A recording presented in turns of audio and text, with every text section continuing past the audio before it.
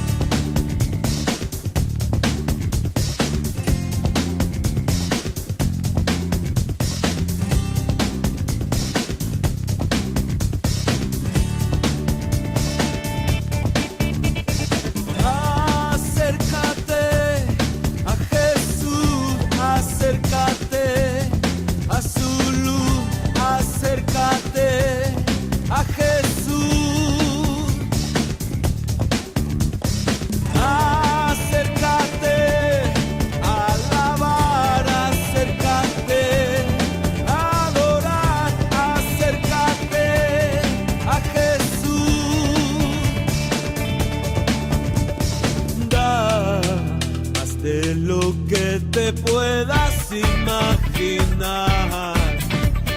da mucho más que tú le puedas dar a él.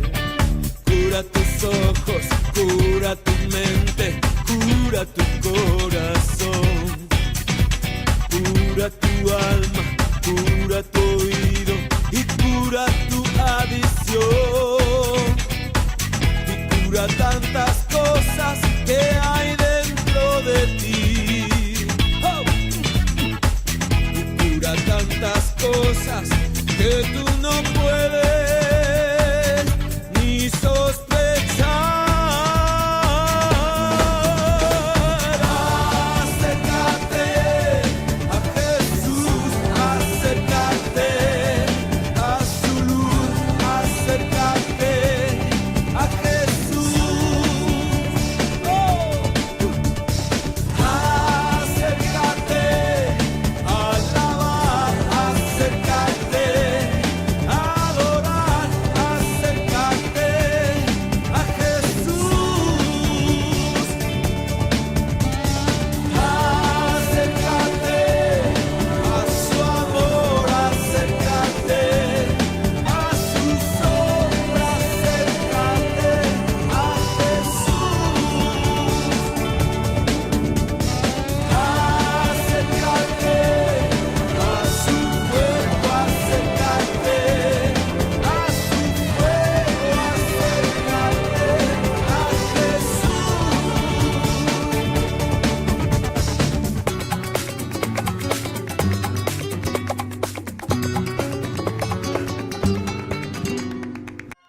Fraternal a todos, hermanos, hermanas, discípulos misioneros del Señor en este caminar, este año en los domingos del tiempo ordinario de la mano de San Marcos, que nos va mostrando a Jesús en su camino, en su misión allá en Galilea y por supuesto después en Jerusalén.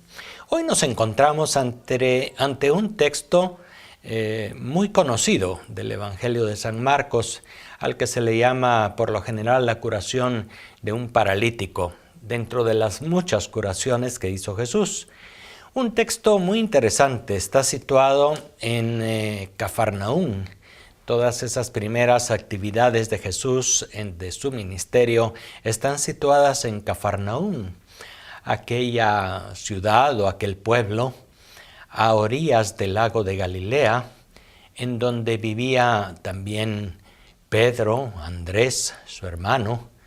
En el texto de hace 15 días se hablaba justamente de el Señor Jesús en la casa de Pedro.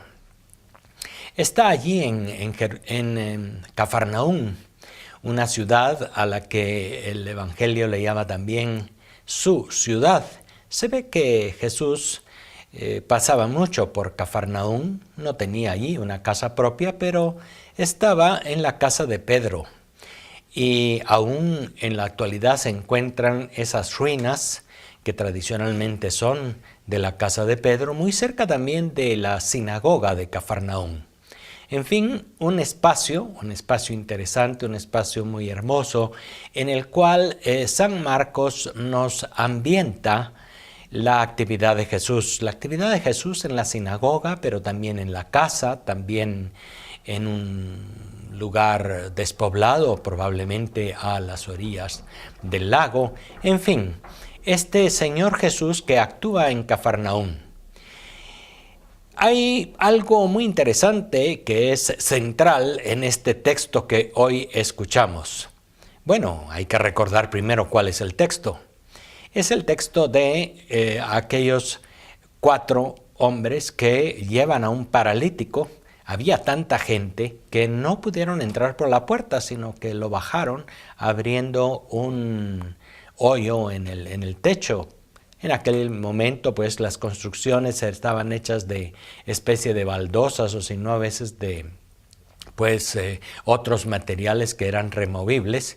Y entonces quitaron esas piezas del techo de la casa y bajaron por allí al paralítico para ponerlo enfrente de Jesús. Jesús, primero que nada, le dice: tus pecados son perdonados. Y eso crea, por supuesto, reacciones dentro de algunos escribas que estaban por allí sentados y que estaban también escuchando o atendiendo a lo que pasaba en aquel lugar. Y luego viene no solamente el perdón de los pecados y la justificación que Jesús da, sino también la sanación de aquel paralítico, al que Jesús finalmente le da una orden diciéndole: levántate, toma tu camilla y vete a tu casa. Y el texto termina, como siempre terminan muchos párrafos o muchas escenas en el Evangelio de San Marcos, anotándonos la admiración, el estupor de la gente ante aquel personaje, Jesús de Nazaret, a quien reconocían como alguien completamente nuevo, que hablaba y que actuaba con autoridad. Ese es el texto, un texto muy interesante en el cual se mezclan principalmente 2 cosas. Por una parte, la curación, y por otra parte, entran en escena los adversarios de Jesús, que también son uno de los grupos que jugará un papel importante a lo largo del desarrollo del Evangelio de Marcos. Vamos a situarnos entonces en las 2 cosas. Primero, en el perdón de los pecados. Es lo que está de entrada en la actitud de Jesús frente a aquel que le presentan paralítico, paralizado, completamente dependiente en una camilla, un enfermo, un paralítico, al que otros han llevado frente a Jesús. Está completamente paralizado.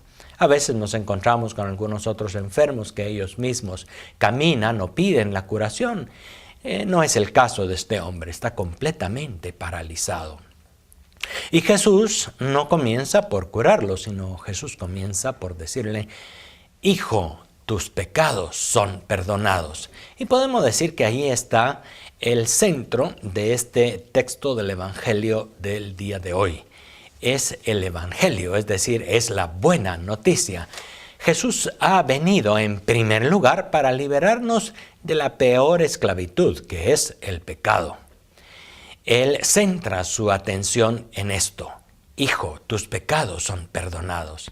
Y le llama como con confianza, como para infundirle confianza a este hombre paralítico llevado en hombros por otros amigos suyos, que seguramente se habían compadecido de él. Este hombre, en primer lugar, entonces recibe una palabra de aliento, una palabra de acogida por parte de Jesús, que le llama: hijo, tus pecados son perdonados. Aquel hombre seguramente vendría con esa vergüenza, con esa culpa. No solamente era un paralítico, lo peor era que una parálisis, una enfermedad grave y visible, era juzgada por los demás como un castigo de Dios por los pecados que había cometido cualquier persona. Era una mentalidad religiosa, cultural de aquel momento. Alguien había sufrido una enfermedad, una calamidad. Eso, en una buena parte, era principalmente un castigo de Dios. Dios era visto, pues, sobre todo como el que llevaba cuentas del mal, como aquel que se imponía con su poder y con su juicio sobre alguien que era un pecador.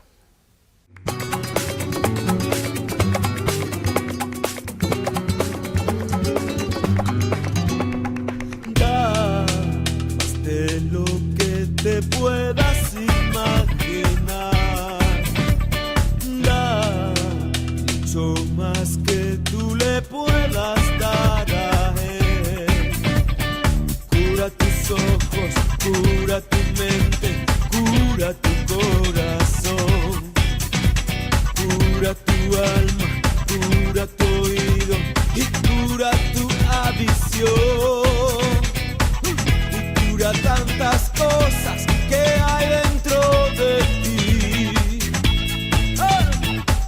Y cura tantas cosas que tú no puedes ni sospechar.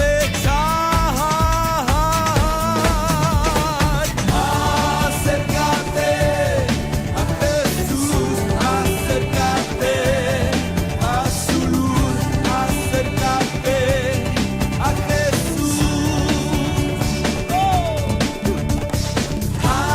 Acércate a alabar, acércate a adorar, acércate a Jesús. Acércate a su amor, acércate a su sombra, acércate a Jesús. Jesús, pues, va al centro del asunto. Fíjense que quizá la gente que llevaba a aquel hombre lo que esperaban en primer lugar era que lo curara. En los versículos anteriores de San Marcos se nos dice que llevaban mucha gente a aquella casa de Pedro, al patio de la casa de Pedro, que era bastante grande, para que los curara. La gente buscaba las curaciones. Jesús los sorprendió porque en primer lugar le perdona los pecados, pero Jesús está yendo entonces ahí a la raíz del asunto y quiere sanar a aquel paralítico desde lo hondo de su corazón. Le dice: tus pecados son perdonados. ¿Cuántas veces aquel pobre hombre se habría arrepentido de sus pecados pensando que a eso se debía su enfermedad? Aquel hombre tendría una visión de Dios como el juez que no tenía nada de misericordia, sino al contrario, el juez estricto, el juez duro, el juez que tenía que aplicar un castigo en contra de alguien que había infringido la ley de Moisés. Dios era pues aquel juez duro, aquel que pedía cuentas, aquel que hacía caer un castigo. Y aquel pobre hombre así se sentía en primer lugar. Pensemos entonces en que ese es el primer regalo que Jesús hace. Le dice: hijo, tus pecados son perdonados.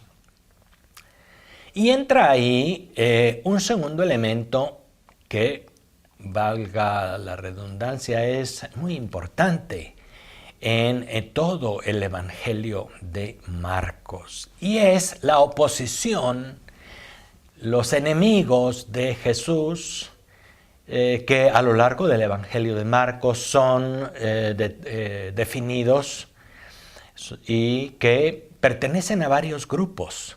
Los escribas o letrados, cerca de los cuales muy cerca están los fariseos. Están también los herodianos, eran la gente que estaba del lado de Herodes, el tetrarca de aquel momento. Y los saduceos, diversos grupos que se oponen siempre a Jesús, que están al acecho para ponerlo a prueba, que lo cuestionan.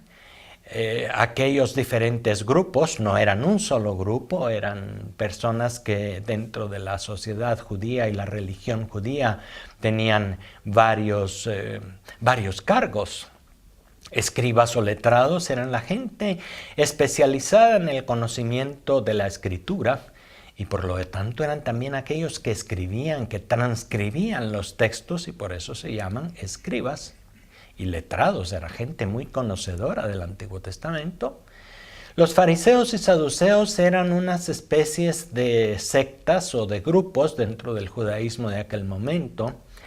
Los fariseos pues eran mucho más estrictos, sobre todo en los temas de pureza legal.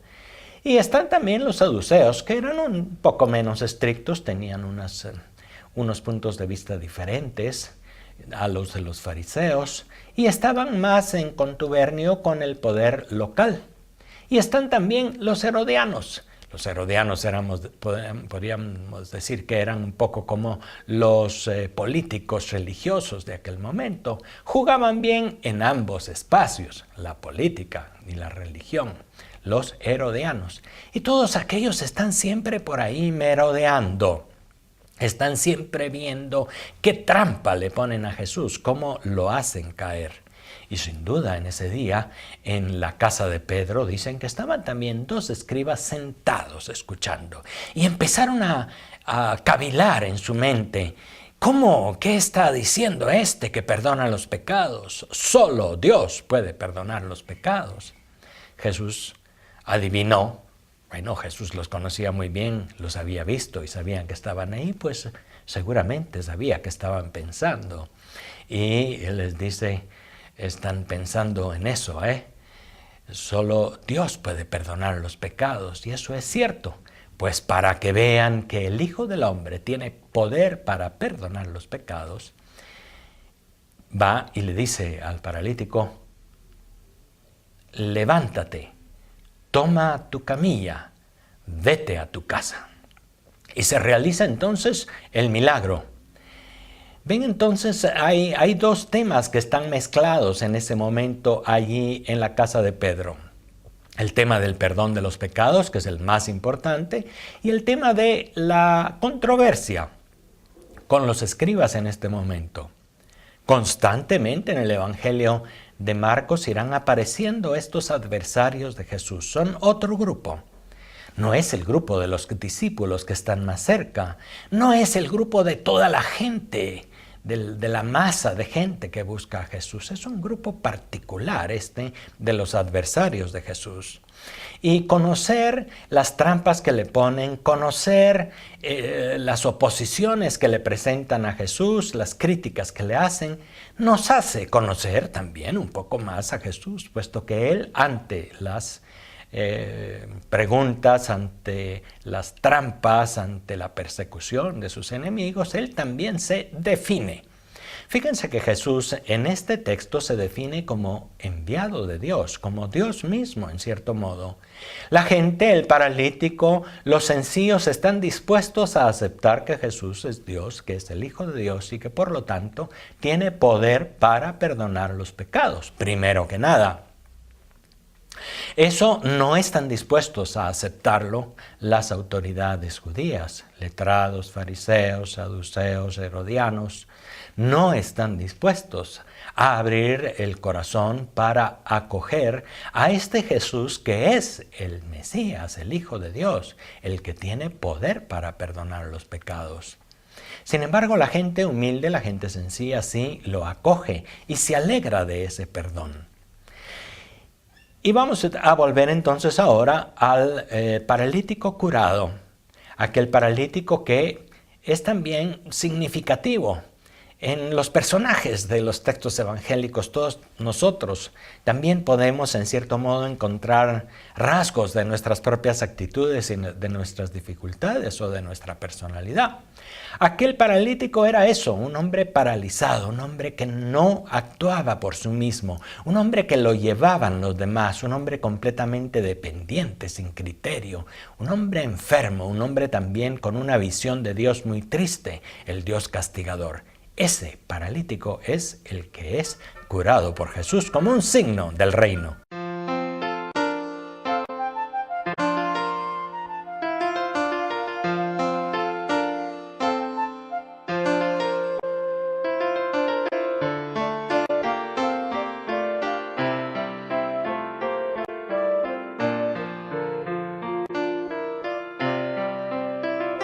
Mi Señor, de mis enemigos, líbrame.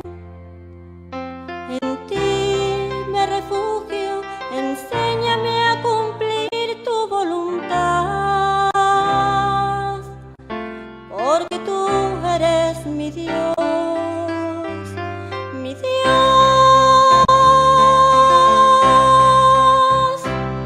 Tu Espíritu que es bueno me guíe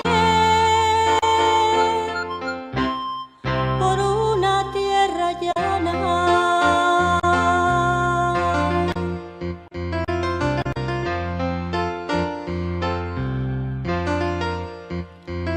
Mi Señor, de mis enemigos, líbrame. En ti me refugio, enséñame a cumplir tu voluntad, porque tú eres mi Dios, mi Dios. Tu Espíritu que es bueno me guíe por una tierra llana.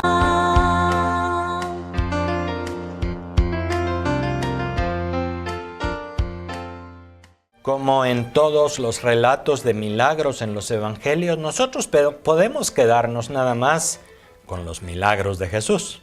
Podemos quedarnos nada más con el que hace milagros. A medio camino nos quedamos mal si solo esperamos de Jesús o de Dios milagros. Esos milagros son señales del reino, son señales de lo que Jesús ha venido a inaugurar. Jesús quiere un hombre libre de prejuicios sobre Dios y sobre los demás. Jesús quiere un hombre que puede moverse por sí mismo y que no es dependiente. Jesús quiere un hombre que no está paralizado por sus pecados y sus dificultades. Un hombre que toma la iniciativa, primero que confía en ese Dios que es Padre. Por eso Jesús le llama a este hombre, Hijo, tus pecados son perdonados. Se opone Jesús entonces a aquella visión de Dios que fomentaban los escribas, fariseos, saduceos y letrados y herodianos, y que era el Dios juez, el Dios castigador.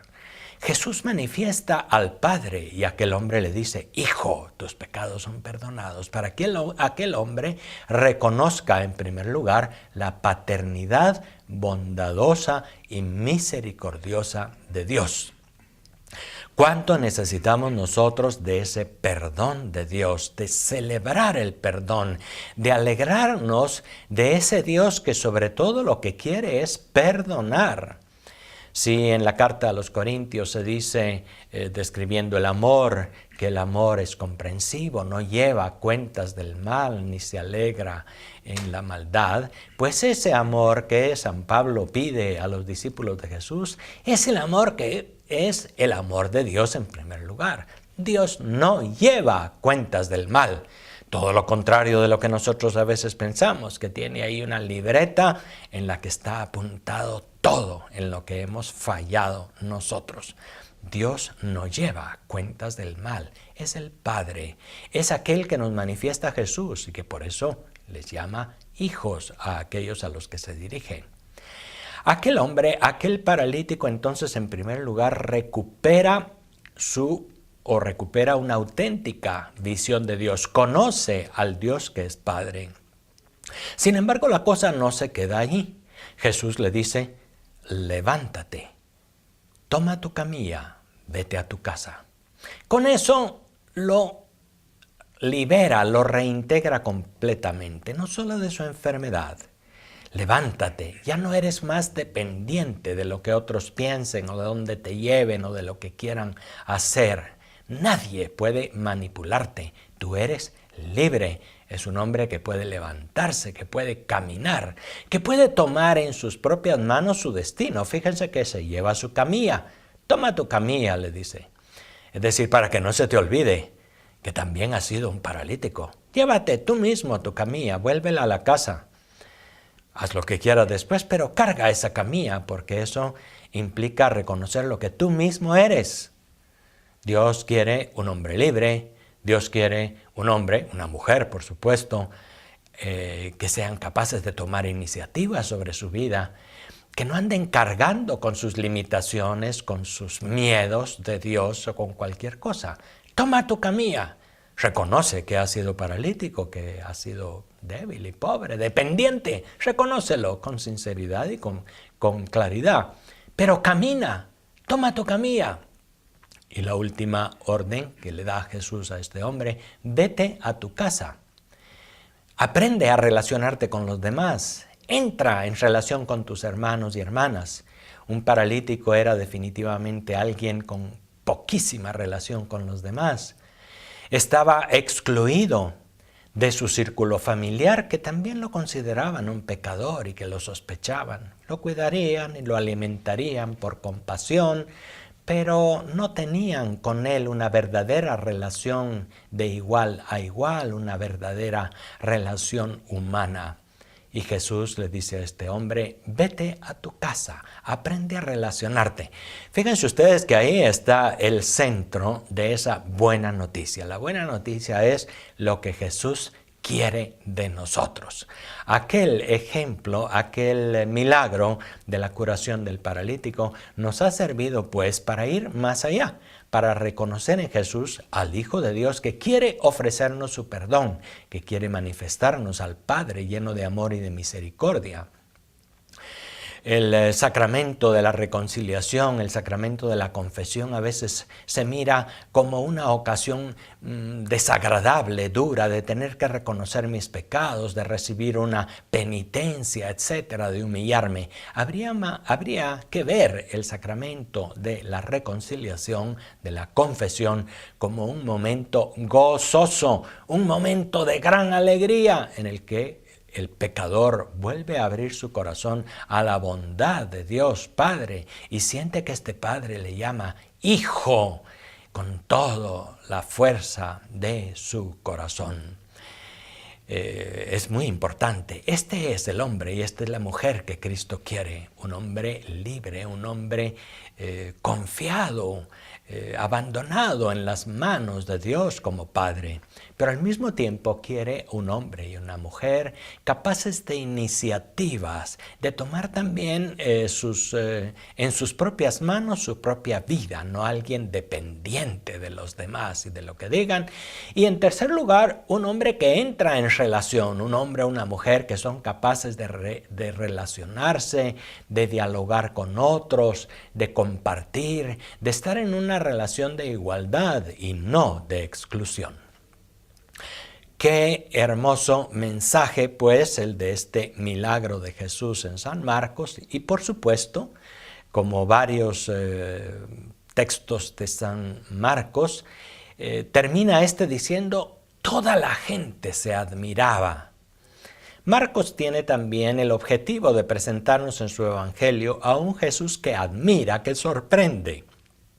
Quizá podemos hacer una pequeña y breve relación a la primera lectura del día de hoy, el libro del profeta Isaías, que nos habla también a aquellos hombres y mujeres del exilio, animándoles y diciéndoles, he aquí que todo lo hago nuevo. No miren más para atrás, miren para adelante. Esa era la palabra que Dios decía a los exilados que estaban allá bajo el yugo y la esclavitud. Y es lo que Jesús hace. No anden cargando más con el pasado, con los rencores, con las experiencias negativas. Dejen eso, dejen la camilla tirada por ahí, aunque reconozcan que han pasado por ese momento en su vida, pero sigan adelante. Tomen de nuevo en sus manos su vida. Aquellos hombres y mujeres exiliados tenían que hacer un esfuerzo también. Tenían que salir del exilio, tenían que caminar, tenían que ingeniárselas para ver cómo reconstruían de nuevo Jerusalén y todo su país que había sido asolado por la violencia y por la invasión de los asirios. Así pues, un hermoso texto de San Marcos que se nos ofrece hoy, un Jesús misericordioso, un Jesús lleno de compasión y un Jesús que no solamente habla. Fíjense que en el Evangelio de San Marcos Jesús no habla mucho, no tiene tantos discursos como en San Mateo, por ejemplo, o en San Juan. La figura de Jesús que subraya el Evangelio de San Marcos es la figura de un Jesús, Hijo de Dios, que actúa, que va confirmando con sus obras lo que enseña, pero es un hombre más de acción que de teoría o de discursos. También algo muy hermoso de Jesús en el Evangelio de San Marcos que todos y todas estamos invitados a imitar. Hasta la próxima, les deseo muy buena semana. Dame vida, dame la vida, dame tu vida, mi Dios. Dame vida, dame la vida, dame tu vida, mi Dios. Mi Señor, siente cómo me falta el aliento. No escondas tu rostro, si lo alejas de mí me moriría. Haz que sienta en la mañana tu amor.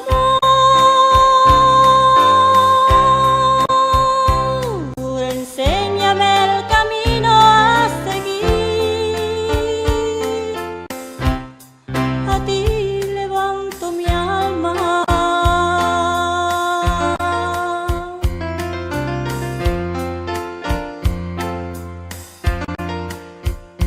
Mi Señor, siente cómo me falta el aliento. No escondas tu rostro, si lo alejas de mí me moriría. Haz que sienta en la mañana.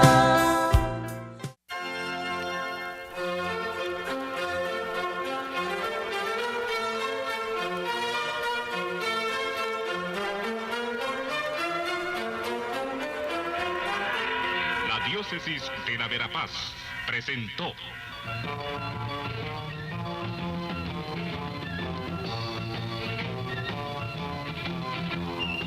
El pueblo de Dios, el pueblo de la esperanza. Agradecidos por su atención al mensaje de crecimiento espiritual y familiar. Hasta otra oportunidad.